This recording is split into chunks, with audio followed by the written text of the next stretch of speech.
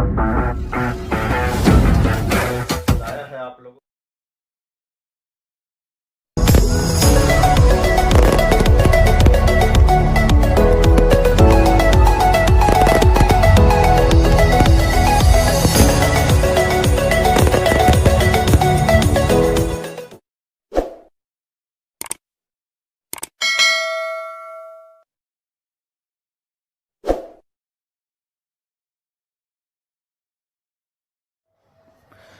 Hello students, कैसे हैं आप सभी। मैं संजय कुमार हाजिर हूं आप सब के लिए आपके अपने यूट्यूब चैनल स्टडी 888 पर। आज हम 8th क्लास की ज्योग्राफी की बुक से सेकंड चैप्टर को सरल भाषा में समझेंगे। चैप्टर का नाम है land, soil, water, natural vegetation and wild life resources. तो इसका हिंदी में अनुवाद बनता है भूमि, मृदा, जल, प्राकृतिक वनस्पति और वन्य जीव संसाधन। बहुत ही बढ़िया चैप्टर है। इसमें हम अपने पर्यावरण संसाधनों और वन्य जीवन तथा पानी और मिट्टी के विषय में जानेंगे, भूमि के विषय में जानेंगे। तो देख लेते हैं हमारा ये चैप्टर क्या कुछ हमें बता रहा है। चलिए। In a small village of Tanzania, Africa, Mamba gets up early in the morning to bring water. अब ये क्या कह रहा है, बहुत ही बढ़िया बात कह रहा है। देखिए स्टार्टिंग से ही, तंजानिया अफ्रीका के एक छोटे से गांव में माम्बा प्रातः जल्दी उठती है। माम्बा जो है वो प्रातः जल्दी उठती है। उसे बहुत दूर जाना होता है और वहां से कुछ घंटों के बाद लौटती है। वह कहाँ जाती है इतनी दूर? पानी लेने के लिए। सी हैज टू, जाना पड़ता है। She has to walk a long way and returns after a few hours. उसे बहुत ही अधिक लंबे रास्ते पर जाना पड़ता है और वह कुछ घंटों के बाद लौटती है। After that she help her mother, उसके बाद वह अपनी माता के कार्यों में मदद करती है। In the house and joins her brothers in looking after their goats. वह अपने बकरियों को संभालने के बाद फिर अपने भाई को भी संभालती है। फिर उसके बाद है हर family owns a piece of rocky land around their small huts. वह उसकी छोटी सी झोपड़ी के चारों ओर उसके पास पथरीली जमीन थी। Mamba's father can only grow some maize and beans on it after toiling hard. अब ये कह रहा है कि माम्बा के पिता कठिन परिश्रम के बाद मात्र कुछ सेम और मक्का ही उगा सकते हैं। This is not sufficient to feed their family for the whole year. अब ये कह रहा है फिर भी यह उनके परिवार को वर्ष भर खाने के लिए पर्याप्त नहीं है। तो देखिए कितनी अच्छी बात बता रहा है।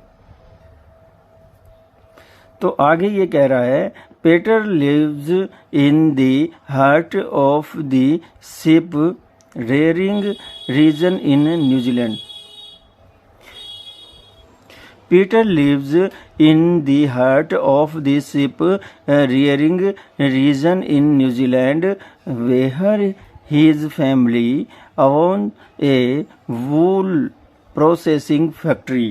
अब ये कह रहा है कि पीटर न्यूजीलैंड के भेड़ पालन प्रदेश के मध्यवर्ती हिस्से में रहता है, जहां उसका परिवार ऊन प्रक्रमण का मतलब है ऊन बनाते हैं। ऊन बनाने का जो कारखाना है उसको उसके परिवार जो है चलाता है। आगे बता रहा है कि every day when he return from school, जब वह रोजाना स्कूल से आता है तो Peter watches his uncle looking after their sheep. अब ये कह रहा है कि रोज जब पीटर स्कूल से लौटता है तो अपने चाचा को अपनी भेड़ों की देखभाल करते हुए देखता है। और नेक्स्ट लाइन में बता रहा है, their sheep yard is located on the wide grassy plain with hills in the far distance. अब ये बता रहा है कि उनका भेड़ों का जो बाड़ा है कुछ दूरी पर पहाड़ियों से सटे हुए एक विस्तृत घास के मैदान पर स्थित है, मौजूद है। अब ये बता रहा है, it is managed in A scientific way using the latest technology का जिक्र आ रहा है, तो कह रहा है यहाँ नवीनतम प्रौद्योगिकी का इस्तेमाल करते हुए एक वैज्ञानिक विधि से इसका प्रबंधन किया जाता है। और नेक्स्ट बता रहा है, Peter family also grows vegetable through organic farming. तो नेक्स्ट बता रहा है, पीटर का परिवार जो है जैविक कृषि के द्वारा सब्जियां भी उगाता है। नेक्स्ट बोल रहा है, Mamba and Peter lives in 2 different part. Mamba जो है और पीटर जो है वो दोनों ही अलग अलग क्षेत्रों में रहते हैं ऑफ द वर्ल्ड, संसार के दोनों ही अलग अलग क्षेत्रों में रहते हैं। And lives very different lives, और वे अलग अलग तरीके से अपना जीवन जीते हैं। This difference is because of the differences in the quality of land, soil, water, animal, natural vegetation and the use of technology. अब ये कह रहा है कि यह विभिन्नता भूमि की गुणवत्ता, जल, मृदा, प्राकृतिक वनस्पति, प्राणियों और प्रौद्योगिकी के उपयोग की भिन्नता के कारण है। The availability of such resources is the main reason places differ from one another। अब ये कह रहा है कि इन क्षेत्रों का एक दूसरे से भिन्न होने का मुख्य कारण इस प्रकार से संसाधनों की उपलब्धता है। क्या आप जानते हैं? Do you know?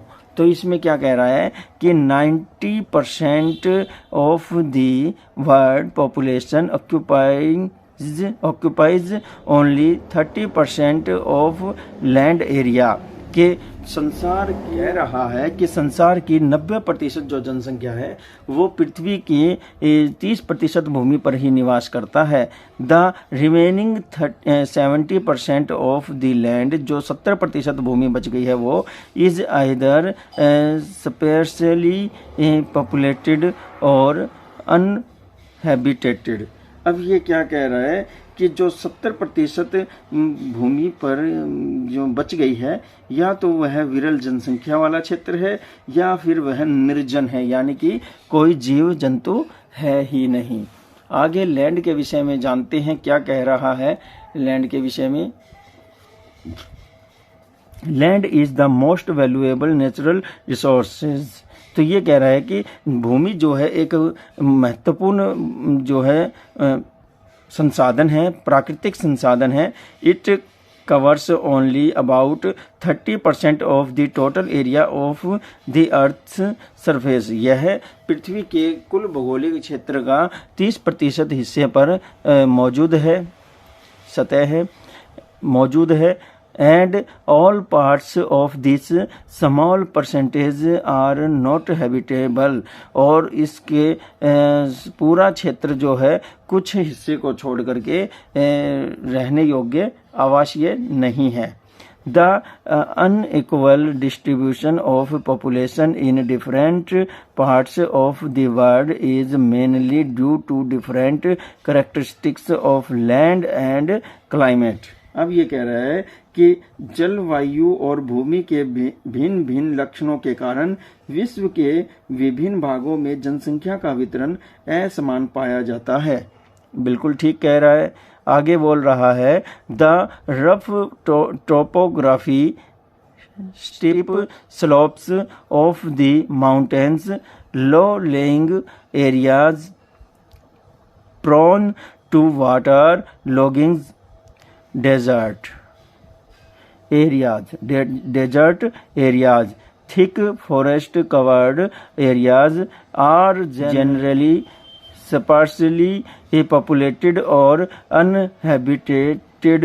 Plain and river valleys provide stable land for agriculture. अब ये क्या कह रहा है, देखिए बहुत ही बढ़िया बात कही है इसने. The rough topography, steep slope of the mountains, low lying areas prone to water logging, desert areas, thick forest covered areas are generally sparsely populated or uninhabited. Plains and rivers valleys provide suitable land for agriculture. ऊगड़ खाबड़ शिथिलाकृतियों, पर्वतों की तीव्र ढाल और जल भराव के लिए अति प्रभावित निम्न क्षेत्र, मरुस्थल क्षेत्र से सघन वन क्षेत्र सामान्यतः विरल या निर्जन है. ये निर्जन है. आगे बता रहा है, Therefore, these are the densely populated areas of the world. नदी घाटियों और उर्वर मैदानों में कृषि के लिए उपयुक्त भूमि उपलब्ध है और इसलिए ये क्षेत्र विश्व के सघन बसे हुए क्षेत्र हैं. अब देखते हैं लैंड. लैंड के विषय में क्या कह रहा है. Land is used for different purpose like agriculture, mining, forestry, buildings, houses, roads and setting up of industries. भूमि जो है बहुत ही महत्वपूर्ण संसाधन है. इसका भिन्न भिन्न प्रकार से उपयोग किया जाता है. इसका उपयोग कृषि के लिए किया जाता है, खनन के लिए किया जाता है, वन उत्पादन के लिए किया जाता है और बिल्डिंग बनाने में किया जाता है, घर बनाने में किया जाता है, सड़कें बनाने में किया जाता है और बहुत से औद्योगिक इकाइयों को स्थापित करने में भी किया जाता है. दिस इज, तो आगे देख लेते हैं हम, degradation of soil and conservation. इसमें कह रहा है मृदा का निम्नीकरण और संरक्षण के उपाय. मृदा निम्नीकरण होता क्या है इसके विषय में जानेंगे और फिर इसको निम्नीकरण अगर के लिए है तो इसके उपाय देखेंगे. मेजर्स के विषय में हम जानते हैं. Soil erosion and depletion are the major dangers to soil as a resource. तो कह रहा है मृदा अपरदन और क्षीणता मृदा संसाधन के लिए दो प्रमुख खतरे हैं. आगे बता रहा है both human and natural factors can chaos degradation of soil. ये कह रहा है कि मानवीय और प्राकृतिक दोनों कारकों से मृदाओं का निम्नीकरण हो सकता है. Factors leading to soil degradation are overgrazing, deforestation and overuse of chemical fertilizers or pesticides, landslides, rainwash and floods. ये कह रहा है कि मृदा के निम्नीकरण में सहायक कारक अतिचारण क्या होता है, पशुओं के द्वारा भूमि में अति चराई कराना, वनोन्मूलन, वनों की कटाई, रासायनिक उर्वरकों और कीटनाशकों का अत्यधिक प्रयोग, वर्षा दोहन, भूसंकलन और बाढ़ है. तो ये सभी कारण बताए हैं भूमि निम्नीकरण के विषय में और इसको इंग्लिश में कहते हैं डिग्रेडेशन ऑफ सॉइल. तो भू निम्नीकरण का मतलब यानी कि मृदा को नुकसान होना और ये अच्छी बात नहीं है हमारी कृषि के लिए, उत्पादन के लिए. अतः इसके संरक्षण के उपाय तो जरूर ही खोजने होंगे. तो आगे बता रहा है some methods of soil conservation are as follow. मृदा संरक्षण के कुछ विधियां इस प्रकार हैं. अब इसको बचाना बहुत जरूरी है मिट्टी को. नहीं तो हमें काफ़ी नुकसान हो सकता है। तो मल्चिंग क्या है? The bare ground between plants is covered with a layer of organic matter like straw. It helps in retaining soil moisture. ये कह रहा है कि जो मल्ब बनाना मतलब पौधों के मध्य अनावृत भूमि जैव पदार्थ जैसे कि परवाल से ढक दी जाती है। इससे मृदा की आर्द्रता रुकी रहती है। तो मिट्टी को जो है परवाल की सहायता से ढका जाता है और उसकी आर्द्रता को बचाया जाता है। नेक्स्ट है कंचर बैरियर्स यानी कि grass, stones, soils are used to build barriers. कह रहा है कि कंचर या barriers, grass, stones, soil are used to build barriers along contours. Trenches are made in front of the barriers to collect water. अब ये क्या कह रहा है? ये कह रहा है कि समोच्च रेखीय जुताई करना यानी कि खेती करना, समोच्च रेखाओं पर रोधिकाएं बनाने के लिए पत्थरों, घास और मृदा का प्रयोग किया जाता है। रोधिकाओं के सामने जल इकट्ठा करने के लिए खाइयां बनाई जाती हैं। फिर इसके बाद है rock dam. Rock are build up for slowing down the flow of water. तो ये कह रहा है rocks are piled up for slowing down the flow of water. This avoids gullies and further soil loss. अब ये कह रहा है कि तीव्र ढालों पर बनाए जाते हैं। क्या बनाए जाते हैं? वेदिका फार्म बोला गया है किसको? रॉक डैम को। और कह रहा है कि यह जो हैं तीव्र ढलानों पर बनाए जाते हैं जिससे कि सपाट सतह फसल उगाने के लिए उपलब्ध हो जाए और इनसे पृष्ठीय प्रभाव तथा मृदा अपरदन कम हो सकता है। नेक्स्ट क्या कह रहा है? ये चित्र देख सकते हैं आप कैसे पहाड़ी ढलानों पर जो है स्लो बना करके खेती की जाती है। आगे ये चैप्टर बता रहे हैं टेरेस फार्मिंग क्या होता है? इसका मतलब है जो बीज की फसल उगाना भी बोलते हैं इसको। टेरेस फार्मिंग को सीढ़ीदार खेती भी बोलते हैं, ढलानों पर की जाती है टेरेस फार्मिंग। और फिर है इसमें बताया गया है,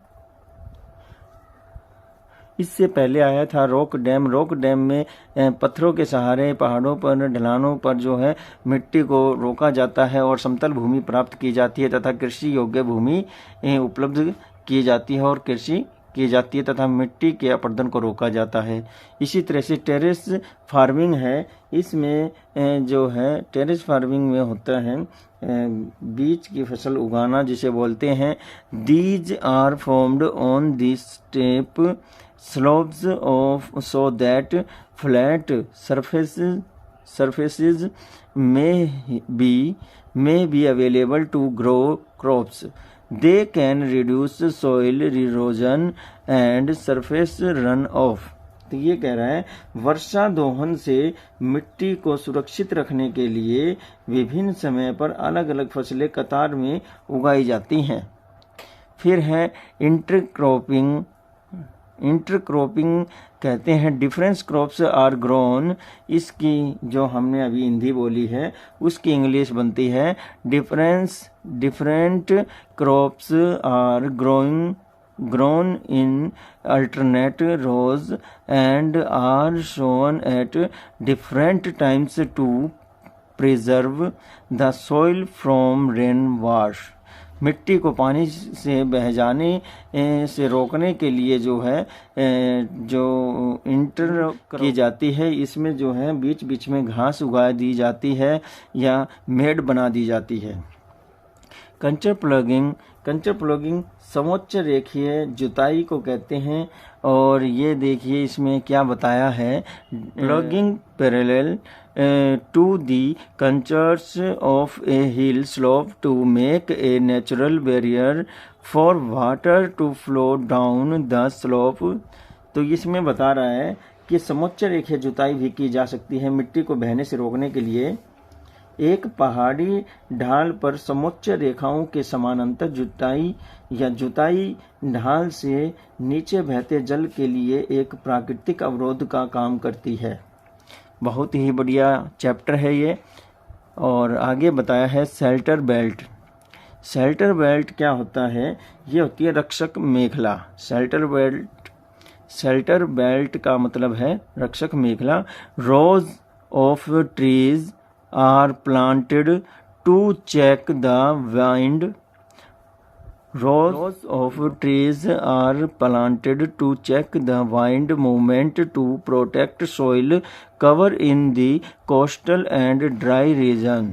अब ये क्या कह रहा है कि शुष्क प्रदेशों और तटीय प्रदेशों में मृदा आवरण को बचाने के लिए पवन गति रोकने के लिए कतारों में वृक्ष लगाए जाते हैं। इस तरह से मिट्टी के अपरदन को रोका जा सकता है। भूमि निम्नीकरण को भी रोका जा सकता है। तो बहुत ही बढ़िया बातें बताई हैं। इससे आगे जो है हम हेलो एवरीबॉडी, मैं संजय कुमार हाजिर हूँ आप सबके सामने आपका अपना चहीता चैनल लेकर के स्टडी ट्रिपल 8। और देखिए कितना गजब का एक वीडियो लेकर के आया है ये study triple 8।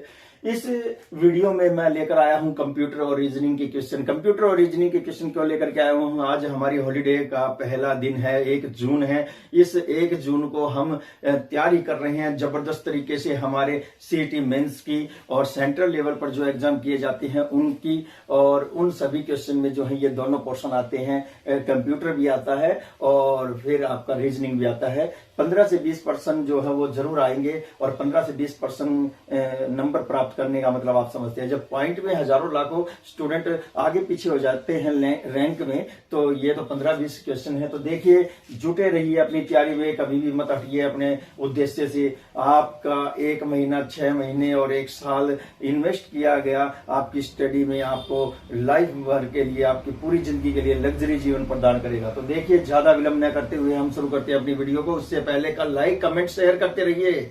Like comment share करने के साथ साथ ही जो नए हैं इस चैनल पर, जो नए जुड़े हैं वो स्टूडेंट कृपया करके सब्सक्राइब कीजिए। देखिए हमारा पहला क्वेश्चन क्या है। क्वेश्चन नंबर 1 है, स्टोर्ड प्रोग्राम की अवधारणा किसने पेश की थी? स्टोर्ड प्रोग्राम की अवधारणा सबसे पहले किसने पेश की थी? तो जॉन वॉन न्यूमैन ने जो है स्टोर्ड प्रोग्राम की अवधारणा को सबसे पहले पेश किया था। नेक्स्ट क्वेश्चन है क्वेश्चन नंबर 2। क्वेश्चन नंबर 2 क्या कह रहा है? भारत में पहला कंप्यूटर स्थापित हुआ था। तो भारत में पहला कंप्यूटर स्थापित हुआ था, कहां स्थापित हुआ था, कब स्थापित हुआ था? देखिए, ये बहुत ही अच्छे क्वेश्चन है। तो भारत में पहला कंप्यूटर जो है भारतीय सांख्यिकी संस्थान में स्थापित हुआ था। और ये भारतीय सांख्यिकी संस्थान कहाँ है जी? ये कोलकाता में है।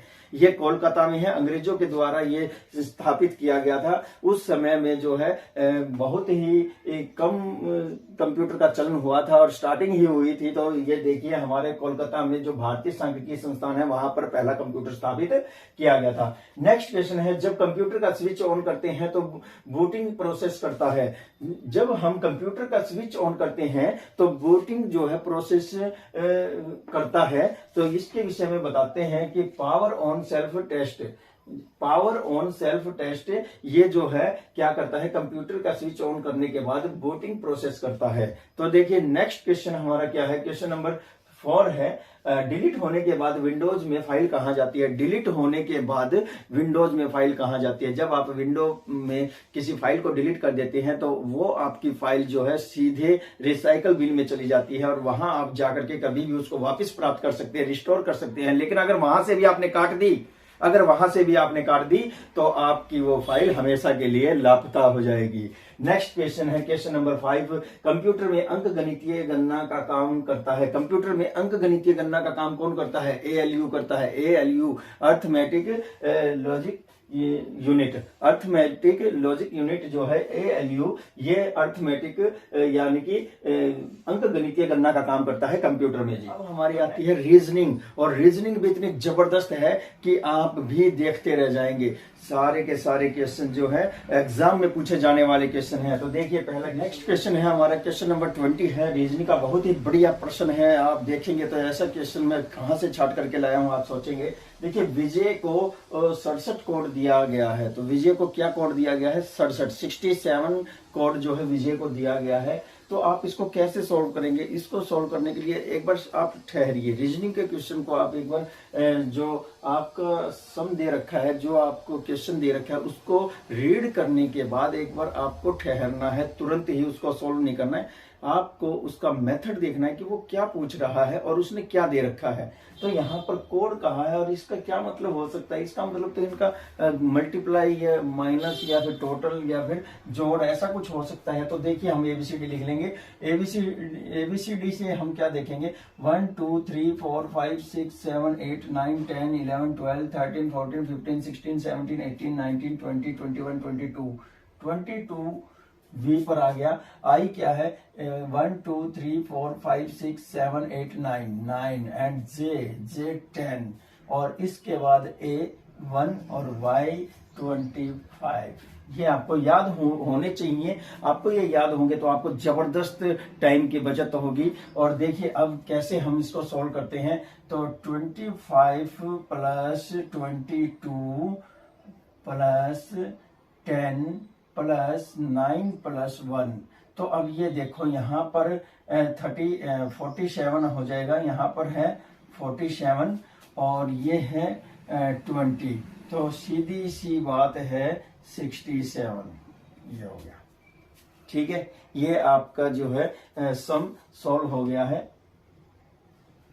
तो यहाँ पर 67 आ गया है। बहुत ही बढ़िया ये क्वेश्चन है। देखिए 67 हम कैसे लेकर के आए हैं आपको पता चल गया होगा। तो ऐसा ही एक क्वेश्चन मैं आपको दे रहा हूं, आपको उसका कोड ढूंढना है। क्या है? SANJAY।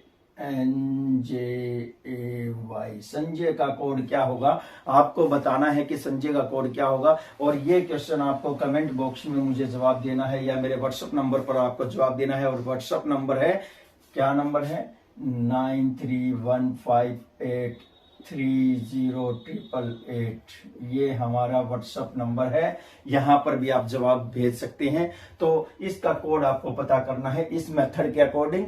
नेक्स्ट क्वेश्चन देख लेते हैं। क्वेश्चन क्या कह रहा है? देखिए क्या मस्त क्वेश्चन है, बहुत ही बिंदास क्वेश्चन है। क्या कह रहा है कि ये कह रहा है कि मच्छर मलेरिया। देखिए मच्छर है तो मलेरिया है, मच्छर के कारण मलेरिया है, इसका कारण मलेरिया है। ठीक है, तो गाड़ी चलाना जी नहीं, हम कुछ भी चला सकते हैं, जरूर थोड़े गाड़ी ही चलाएं, हम साइकिल भी चला सकते हैं, है ना। तो इसलिए ये इसका कारण नहीं बनता। फिर किताब पढ़ना, किताब है तो ही पढ़ें। कमाल है, हम यूट्यूब से पढ़ रहे हैं ना।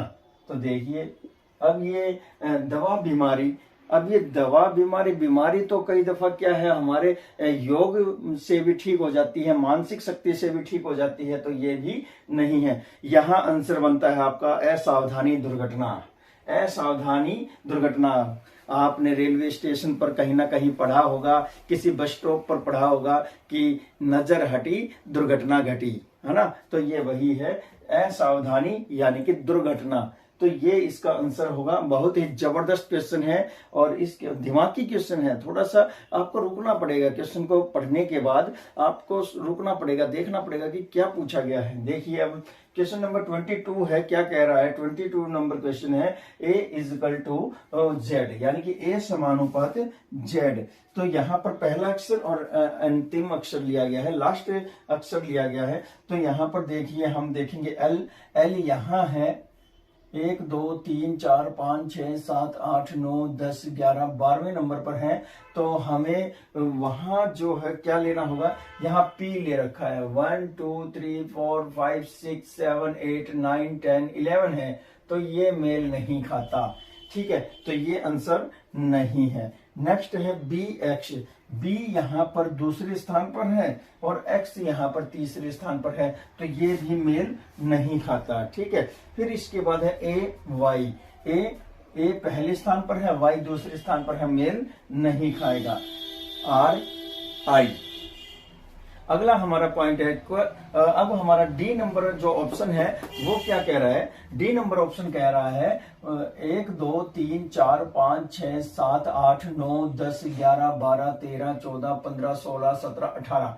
यहाँ पर 18 पर ये आता है और इसके बाद आई है, उल्टा आना पड़ेगा। 1 2 3 4 5 6 7 8 9 10 11 12 13 14 15 16 17 18।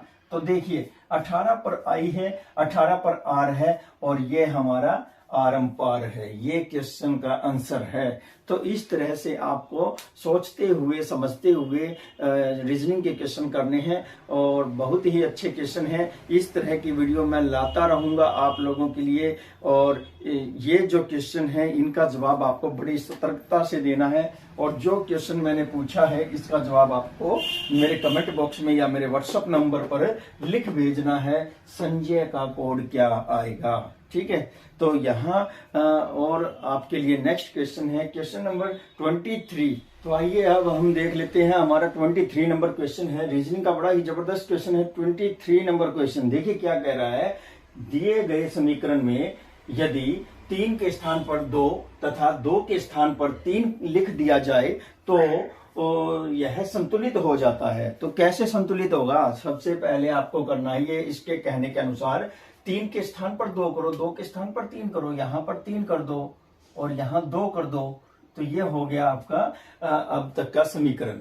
तो अब इसको संतुलित करना है, इसके इक्वल इसके बराबर लेकर के आना है आंसर हमें। तो देखिए सबसे पहले हम क्या कर सकते हैं, हम सबसे पहले करेंगे 9 दूनी 18 प्लस में 3 माइनस 5 एंड 7। ठीक है, अब ये हो गया। अब इसके बाद हम देखेंगे यहाँ प्लस करते हैं, उसके बाद डिवाइड सबसे पहले करते हैं, फिर उसके बाद जो है ऐड करते हैं और फिर हम करेंगे माइनस, और ये आपका देखिए यहाँ इक्वल 7। समीकरण एकदम बराबर हो गया है, ये आपका आंसर है।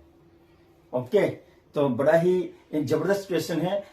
एक एक नंबर आपके लिए ये समझ लीजिए, आपके लिए ही नहीं आपकी आने वाली पीढ़ियों के लिए अहमियत रखता है। तो आप ऐसे क्वेश्चन को छोड़िएगा नहीं। नेक्स्ट क्वेश्चन है, क्वेश्चन क्या कह रहा है कि ये जो समीकरण दे रखे हैं इसके अकॉर्डिंग हमें पता करना है कि यहाँ क्या आएगा, यहाँ क्या आना चाहिए। तो देखिए दिमागी क्वेश्चन है और दिमाग के अनुसार ही आपको आगे बढ़ना है। देखिए यहाँ क्या कह रहा है कि ये बोल रहा है 7 2 ये हो गया 9, तो 9 4 जा 36। देखिए 9 4 जा 36, ये हो गया क्लियर। अब हम अगली समीकरण देखते हैं। यहाँ तो अभी डाउट है, तो यहाँ देखते हैं 9 4 13 13 2 जा 26। वाव।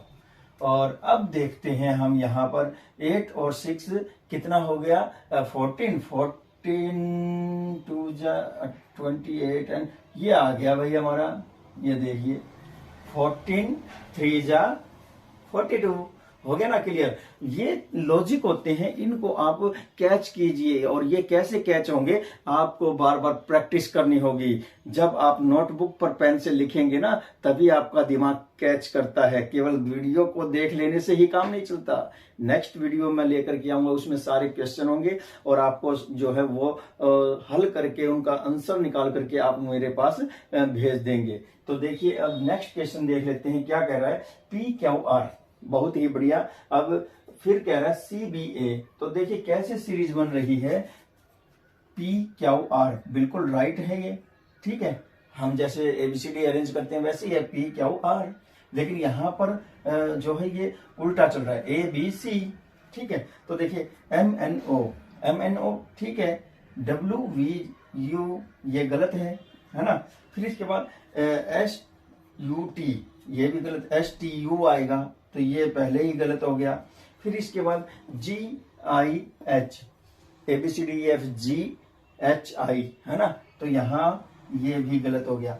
अब देखिए यहाँ पर LMN ABCDEFGHIMN IMN ABCDEFGHIJKL